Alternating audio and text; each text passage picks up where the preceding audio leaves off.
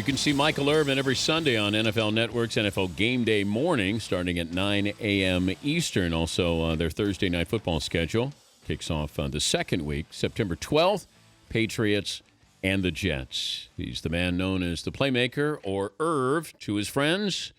Michael Irvin joining us. How are you, Mike? Hey, DP, what's up, man? How are you? I'm doing okay. We spent some time talking about Johnny Manziel today with this whole benefits and being able to cash in on your likeness. Where do you stand on that when you look at, as popular as you guys were at the University of Miami, of can you cash in on your likeness? There aren't many players who can and have that notoriety, but got any problem with Johnny Manziel doing that or anybody else? Listen, I'm so all over the place on the Manziel thing, DP, and a couple things I want to get to you on too, Dan, and we'll get to your so-called shoulder injury. Your guys are calling me saying, Dan, it's about 95%. I'm going to get to that in a minute. I said, I can't believe you guys are even sharing that information with people, especially people that play football for a living. And you are sitting here with the shoulder injury. But let me talk Johnny Manziel right now. I'll be back to your shoulder in a second, Dan. Right. Dan, first, listen.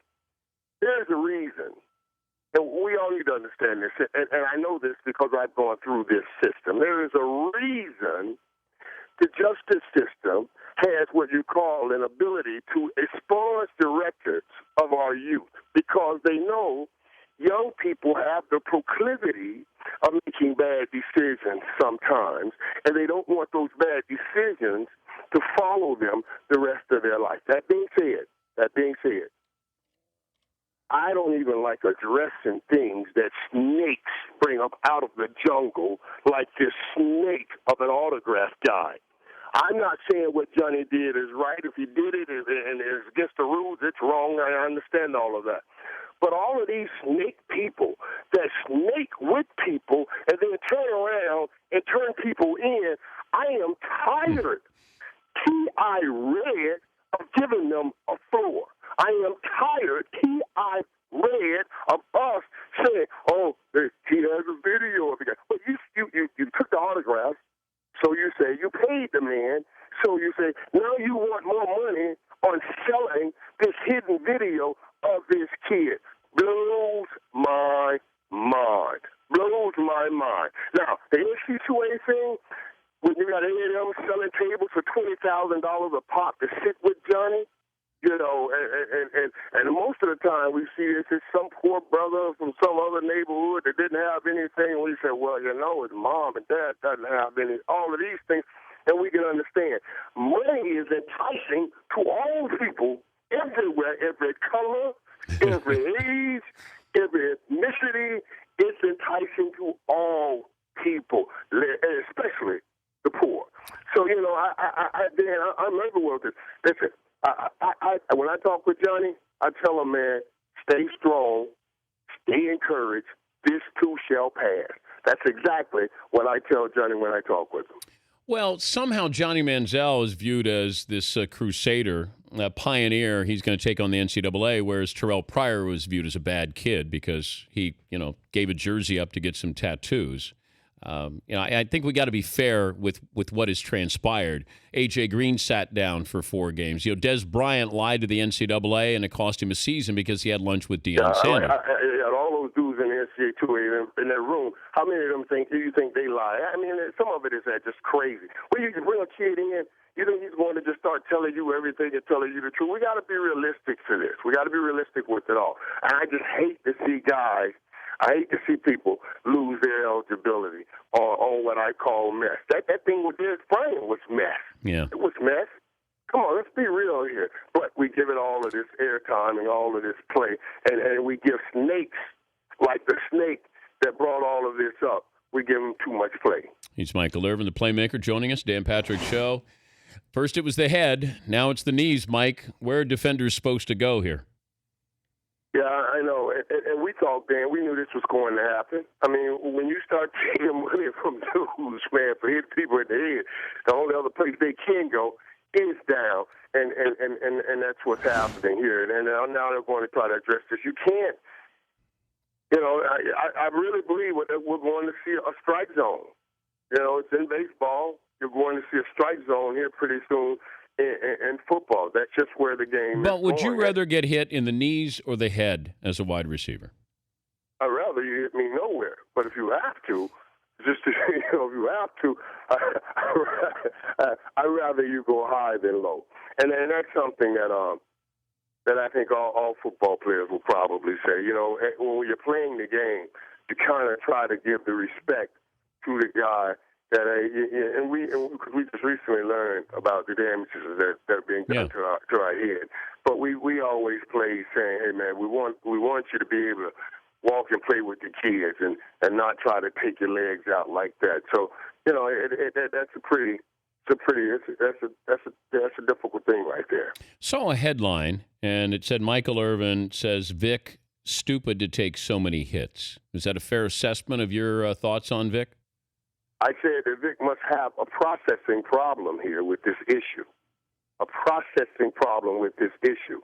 And the truth of it is, why wouldn't Vick use the protection given to him on doing slides so he can't take the hit?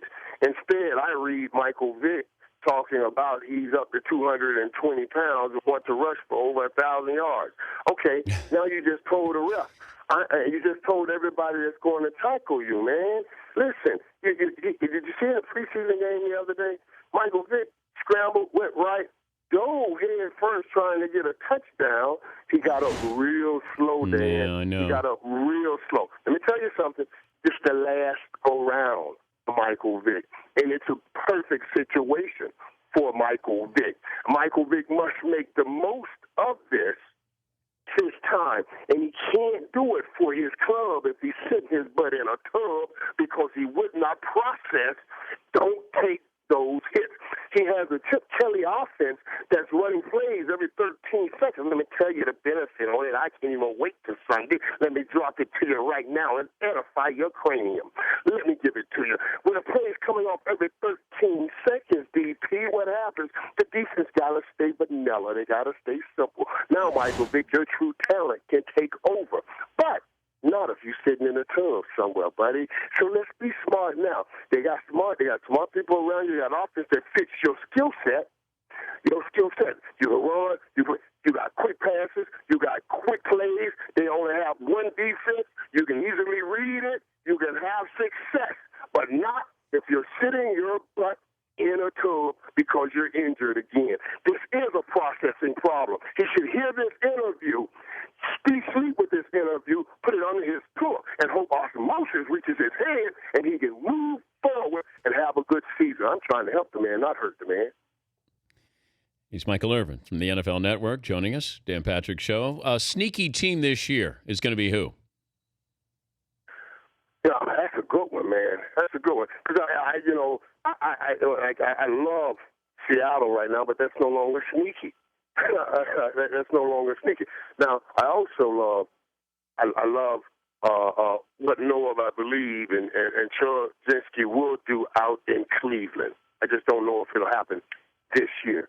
That I really don't believe, because I think Brandon Whedon in that system and Josh Gordon, when he gets going, I know he has suspension and everything, but he gets going and it really starts clicking in his brain. They have some phenomenal talent. But let's watch Chicago Bears though with Mark Trestman and see what happens over there. That could be pretty sneaky too.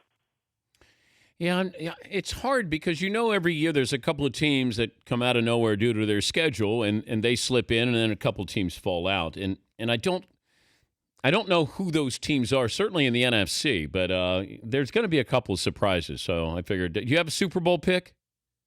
Dan, I would like to see game one before I try to come up with the Super Bowl pick. I know, but Mike, but I know, hey, my producers are going to ask me the same thing before Are the Cowboys in the mix for the Super Bowl, Mike? If Cowboys can keep a healthy running game, and I do believe they got a shot at that run. Wow. At the run, but they got to keep a healthy running game, Dan. I pull out a sector of the 2011 season, 10-24 to about 11-23. It started with my Rams and ended with the Dolphins. And up in the 6-game span, DeMarco Murray rushed for about 761 yards. Cowboys went 5-1. That's a synopsis of what they can be if they keep a consistent running game. And I do like what they've done with the defense. Good to talk to you, Mike. Thanks for joining us. Hey, DP. Yeah. Don't you ever have your guys tell me that you're running about 95% because of a shoulder surgery. You're just getting back in the saddle, DP. Do you understand? I broke my neck on a football field, tore my legs up, man. Still got right back up in that thing. It's caught some touchdowns doing my thing, D. You tell them, don't you ever do that, Dan. You got the best job in the world. You can just sit up there. I'm like a fan right now. I'm kind of watching you interview me on TV. But you know what? It's so funny stuff, man. I had to turn down the TV so it doesn't echo back. I remember telling people to turn down your radio. You can't listen to yourself on radio, and here I am trying to listen to me. What is this, man? Mike, this is what I'm going to do. Once I hang up, we go to commercial break. I'll put on a shooting clinic for you, even with the shoulder surgery, just to let you know. I play through pain. I'm the rainmaker. They call me the clinic because I put on a clinic every. All right, you remember that. You're the playmaker. I'm the clinic, Mike. Okay, go ahead and put on that clinic, buddy. Go do your thing. Thank you, Mike. DP, good hollering at you, man. Good to have you back. All right, Michael Irvin, NFL Network. Couldn't get that Super Bowl pick. He always says, no, I got to watch some football before I make a Super Bowl pick. The Dan Patrick Show, weekday mornings on Audience.